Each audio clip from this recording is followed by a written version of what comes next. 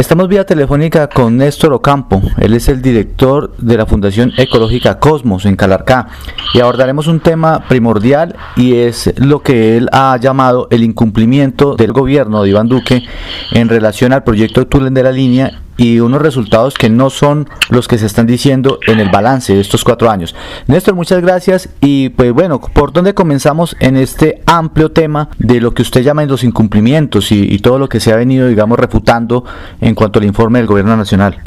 Bien, Robinson, lo primero sería aclarar lo siguiente: no se trata simplemente de un incumplimiento, además de eso, son las mentiras. Todos los días el director del INVIAS o el gobernador del Quindío o muchos medios repiten que ya fue concluido el paso de la Cordillera Central y Túnel de la Línea, y eso es una completa mentira. El paso de la Cordillera Central es desde Ibagué hasta Calarcá y solo hay doble calzada entre Calarcá y Cajamarca. Falta medio túnel, porque el túnel deben ser 2 tubos, uno de ida y otro de venida, y no está sino el de ida de Buenaventura a Bogotá. Falta el de venida, porque los carros siguen subiendo hasta la línea. Falta el paso por Cajamarca y falta mucho de la doble calzada entre Cajamarca e Ibagué. O sea, eso está crudo. Ustedes han venido haciendo una veeduría constante a este proyecto y han hecho, digamos, las peticiones y han mostrado toda la documentación y la denuncia ante los organismos de control. Sí, es más, desde antes de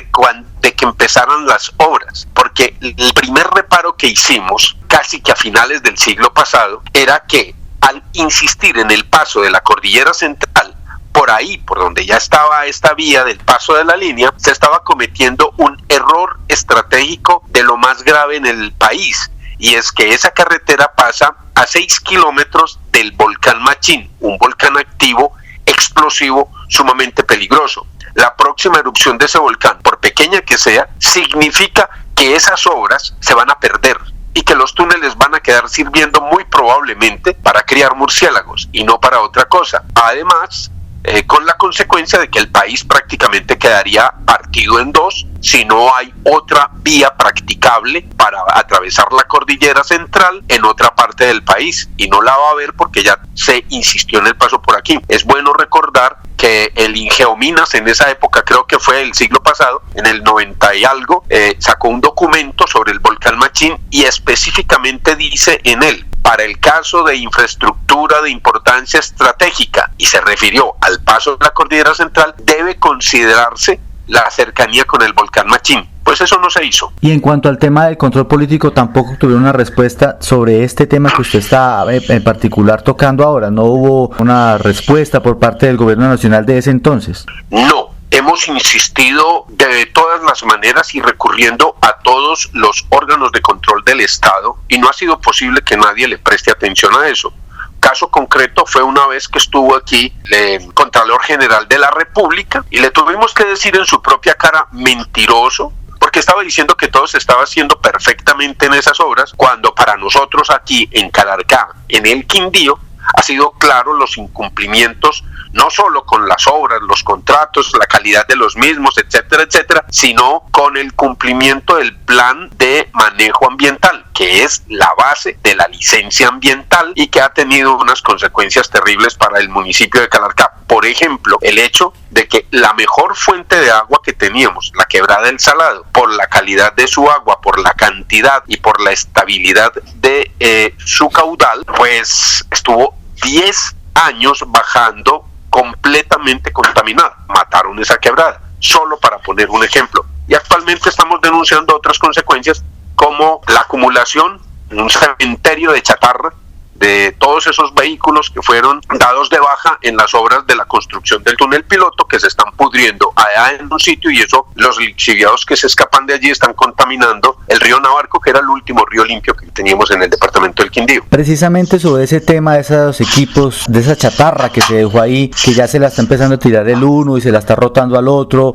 y que en últimas puede correr el riesgo de empezar a perderse y genera también mucha contaminación. ¿Qué han venido haciendo ustedes para presionar y que que se tomen las medidas necesarias y digamos que obligar a que esto se solucione cuanto antes? Pues hemos hecho la denuncia a nivel nacional por todos los medios que hemos tenido al alcance para hacerlo, y hemos hecho videos, hemos hecho visitas al sitio y encontramos que esa chatarra está siendo ocultada, y no es poca, por el Invías. Ha puesto y ha gastado dinero en poner una especie de pared de guadua doble para que desde la carretera no sea visible todas esas máquinas pudriéndose allí, y además encontramos con que las aguas de escorrentía cuando llueve, que deben salir por allí y deben ser tratadas antes que vayan al río Navarco, pues se encontraron en muy mal estado, algunas obstruidas, y eso está generando unos derrumbes muy peligrosos en los acumulados del material de corte y material inerte que se han hecho a un lado del sitio de las Américas. Pues hemos insistido en eso, y actualmente nos dimos cuenta, recién visita hice ahí, que han maquillado el asunto, porque los canales de las aguas de escorrentía siguen en mal estado, y todo lo que hicieron fue ocultar unas grietas que hay en esos acumulados de material. Les pusieron unos plásticos para que vaya el agua ahí y no se profundice por esas grietas, pero hay otras grietas y las muestras de inestabilidad de todo eso son muy evidentes. O sea que básicamente se soluciona lo de esta chatarra poniendo un muro, pero no hay una solución, digamos, efectiva, porque esto no es una solución efectiva. Sí, eso sencillamente están maquillando ese problema que hay ahí en el sitio de las Américas, donde está el peaje, que entre otras cosas es la única parte de las obras que ha funcionado siempre bien desde el principio, el peaje o pillaje, como lo llaman aquí también. Como dices bien, eso trata de ser ocultado, se está maquillando y se tiran la responsabilidad unos a otros. La Corporación Autónoma del Quindío no ha hecho lo que debería estar haciendo. La administración municipal de Calarcá y Salento, porque Salento es el sitio más afectado, porque es en Salento donde está el río Navarco, tampoco ha hecho lo que le corresponde. El Ministerio de Ambiente tampoco, la agencia, el Invías tampoco. Incluso dicen que eso es responsabilidad de quien estuvo haciendo ese túnel, que si mal no recuerdo era el señor Carlos Collins. El caso es que esa chatarra lleva ya pudriéndose todos los años que yo recuerde, pues mucho tiempo, y aún sigue ahí sin resolverse. Como tampoco se está resolviendo, Néstor, el tema de el cuidado y el ecosistema en relación a todas las especies que pudieron verse afectadas por la construcción de la obra. Sí, eso es también cierto. Por ejemplo, para el caso del daño que le causaron a la quebrada El Salado, pues esa quebrada quedó muerta, porque pues ¿quién iba a restaurar la fauna, la ictiofauna que había en esa quebrada? Pues eso se perdió. También se ha hablado de que se han hecho compensaciones para los daños que nos han causado haciendo unas reforestaciones. Pues yo he sido testigo y tengo fotos de cantidades de esas plántulas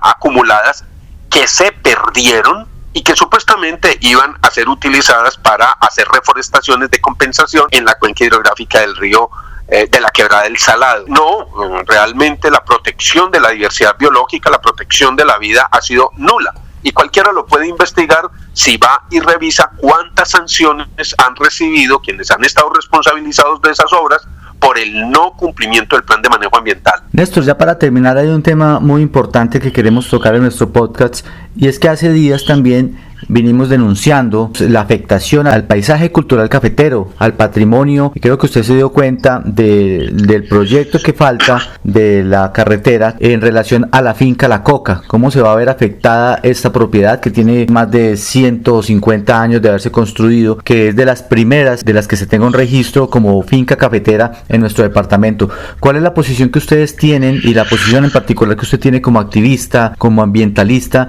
sobre este daño al patrimonio que se puede llegar a dar? Sí, cuando nosotros hablamos de impactos ambientales, nos referimos al ambiente como el conjunto de factores y elementos, procesos dinámicos que hacen posible nuestra existencia, o sea, el resto de la naturaleza, pero también el mundo que hemos construido nosotros, los mundos simbólicos que portamos y nuestras relaciones sociales. En estas obras casi nunca se hace referencia a esos otros aspectos del impacto ambiental, que no son solo los daños sobre la naturaleza, también hay otro tipo de daños que nos han generado, y uno de ellos es el que acabas de mencionar. Resulta que esas obras del paso de la Cordillera Central ahora deben empatarse con las obras que vayan desde aquí, desde Calarcá, hasta La Paila. En un momento, Odinsa, que actualmente es concesionaria de la Panamericana y concesionaria de las autopistas del Café, salió con la idea de que no debería pasar por donde está actualmente la obra, la vía, sino que debería hacerse más hacia el sur de la ciudad de Calarcá, al otro lado del río Santo Domingo. Pues ahora eso, finalmente ellos desistieron de ese proyecto por el rechazo que había aquí, porque aquí siempre se entendió que la vía iba a seguir por donde actualmente está. Pero en estos días vino un español, además pues un tipo que no conoce la región, a hablar del asunto, y el alcalde de Calarcá y el Invías a imponer una variante al otro lado del río Santo Domingo, y resulta que para hacerla hay que hacer una desviación desde la entrada aquí de Calarcá, y eso afectaría la finca La Coca, referente histórico, cultural de la historia y de la creación del municipio de Calarcá y del departamento del Quindío. Posiblemente, muy probablemente, eso ha dicho la Academia de Historia, la primera finca en donde se sembró café en el Quindío, y que fue la entrada de la cultura y de los progresos que hubo en algún momento en este territorio. Y lo interesante es que esa finca, la casa de esa finca, con 140 años de construida, está en perfecto estado y está ahí fruto del esfuerzo de 5 generaciones que la han cuidado. Y ahora pues la carretera le pasaría por encima. ¿Sabe usted de pronto, por parte de la sociedad civil, algunos colectivos, otras fundaciones que se estén sumando para defender este patrimonio histórico y que no sea solamente en manos del custodio, de uno de los herederos en esta gesta solitaria? Sí, de André Miguel Glick, que es el actual propietario de la casa, de la finca. Pues sí, ya ha habido algunos pronunciamientos de la Academia de Historia, también de la Sociedad de Arquitectos y algunos agentes de la cultura aquí en el departamento, y ambientalistas también, y personas de aquí de Calarcá, que no pueden entender cómo es que esas vías y esas obras pasen por encima del patrimonio cultural nuestro, de nuestra identidad, de nuestra historia, de nuestros referentes sociales, culturales e históricos, así sin más. Mucha gente aquí está realmente en contra de la posibilidad de que se haga esa variante, y seguimos insistiendo en que debe pasar por donde estaba, que fue lo que entendimos siempre que se iba a hacer. Néstor, muchas gracias. Todos esos temas son de vital importancia para estar haciendo referencia a todas las anomalías, las irregularidades que se han tejido alrededor del proyecto Túnel de la Línea, y hacerles un constante seguimiento, no solamente de parte de los medios, sino también de este tipo de organizaciones, en este caso la Fundación Ecológica Cosmos. Hombre, con mucho gusto, y aquí dispuestos en la defensa del territorio y de nuestra identidad.